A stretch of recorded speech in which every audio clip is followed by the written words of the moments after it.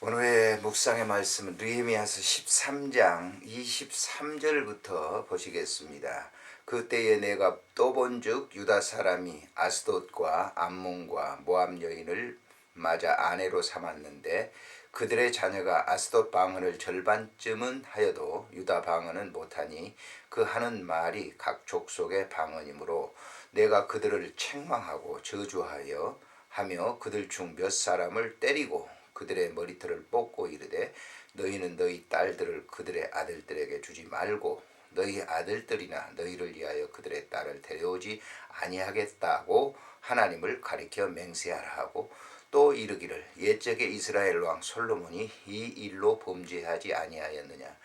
그는 많은 나라들 중에 비길 왕이 없이 하나님의 사랑을 입은 자라. 하나님이 그를 왕으로 삼아 온 이스라엘을 다스리게 하였으나 이방 여인이 그를 범죄하게 하였나니 너희가 이방 여인을 아내로 맞아 이 모든 큰 악을 행하여 우리 하나님께 범죄하는 것을 우리가 어찌 용납하겠느냐. 아멘. 느헤미야는 아다다스다 왕 때 제2차 포로 귀환을 하게 되는데 그것은 유다 백성들이 본국으로 돌아와서 하나님의 성전을 건축할 때 이제 반대자 도비와 산발랏 이런 사람들의 반대자들 그 당시에 이제 살고 있었던 사람들에 의해서 방해를 받게 되죠. 그래서 그는 왕께 상고하고 그 왕권을 가지고 총독으로 부임을 하게 됩니다.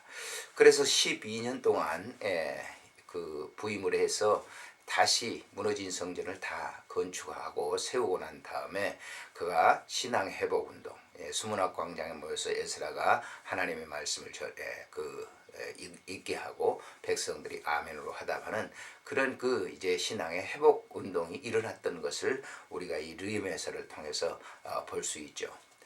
그래서 그러한 모든 것이 회복되고 난 이후에 다시 그는 아다다스다 왕의 밑으로 가게 되죠.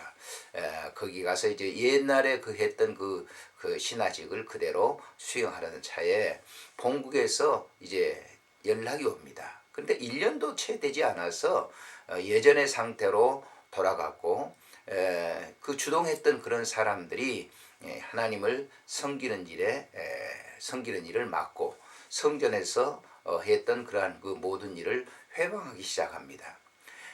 그런 일을 통해서 이제 주변에 있는 제사장들이나 이런 이 지도자들로 하여금 이방 여인들을 취하여 결혼을 시키는 것이죠. 그래서 결국은 이제 무질서한 상태로 빠지게 될 때 다시 그는 이제 1년이 지나서 본국에 돌아와서 이 13장에 있는 말씀에 보면 개혁의 그 칼을 뽑아들게 되죠. 그래서 그들이 했던 이제 이방 가장 먼저 이방 여인들과 결혼했던 사람들, 당시의 제사장이라든지 이런 사람들, 도비아와 산빌랏의 이 관계, 그 혼인 관계를 맺었던 이런 사람들을 다 처단을 하게 되죠. 그리고 회복을 시키게 되는데 오늘 이 본문 23절에 있는 말씀에 보면 그때 내가 또 본즉 유다 사람이 아스돗과 암몬과 모압 여인을 맞아 아내로 삼았다 이러겠습니다. 이들은 평민들도 있었겠지만은 당시의 지도자인 종교 지도자적인 들인 제사장들이 이런 행동을 했던 것입니다. 그래서 이런 이 일은 느헤미야가 역사적으로 잘 알고 있었죠. 그의 선조였던 그 솔로몬이 바로 이런 일을 통해서 나라가 굉장히 어렵게 되고 둘로 갈라지게 되는 그런 역사를 알고 있었기 때문에 그들에게 이렇게 그들을 때리고 호되게 책망을 했습니다. 25절에 보면 내가 그들을 책망하고 저주하며 그들 중 몇 사람을 때리고 그들의 머리털을 뽑고 이르되 너희는 너희 딸들을 그들의 아들들에게 주지 말고 너희 아들들이나 너희를 위하여 그들의 딸을 데려오지 아니하겠다고 하나님을 가리켜 맹세하라고 얘기합니다. 그러면서 과거에 솔로몬 때의 얘기를 해주고 있죠. 여기 보면 26절에 또 이르기를 옛적에 이스라엘 왕 솔로몬이 이 일로 범죄하지 아니하였느냐.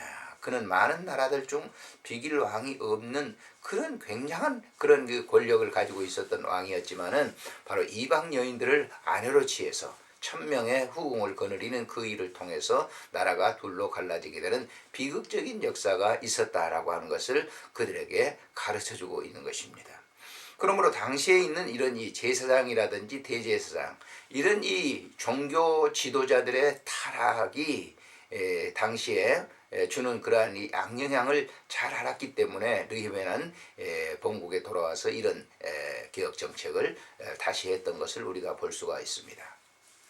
오늘날 우리가 많은 그 지도자들 가운데 이런 이 성적 문란한 이 타락, 그리고 이런 이 무질서한 그 일들을 통해서 교회가 어지럽게 되는 그런 경우들을 우리가 이제 한국 교회 내에서도 볼 수가 있지 않습니까? 뭐 다 그런 건 아니지만은 유명세를 타고 있었던 사람들의 이 부도덕한 그런 행위를 통해서 한국 교회가 정말 굉장한 이 어려움을 당하고 교회 이 사역자라고 하는 그런 분들의 타락된 행동을 통해서 우리 기독교가 얼마나 많은 이 어려움을 당하고 있는지 모릅니다. 오늘 이 시대 속에 느헤미야와 같은 그런 이 절대적인 그런 개혁자들이 필요하다라고 하는 것을 우리가 인식해야 될 줄 압니다. 오늘날 우리 자신들을 이렇게 살펴보면서 본문이 주는 그 영적 의미를 우리가 다시 한번 깨닫고 우리 한국 교회에 새로운 그런 영적 각성 운동이 일어나도록 하기 위해서 정말 기도하고 말씀을 근거하는 그런 지도자들이 외침이 있어야 된다라고 하는 것이죠. 이것을 수수방관하고 넘길 때 한국교회의 장래는 굉장히 어두워집니다. 누구든지 지금 얘기하고 있죠. 한국교회가 매우 침체기에 있다라고 하는, 부흥되지 않는다라고 하는 그런 얘기를 합니다만은 그런 것들이 결국 우리의 이 영적 지도자들의 잘못된 그릇된 행동을 통해서 나타난 것이다.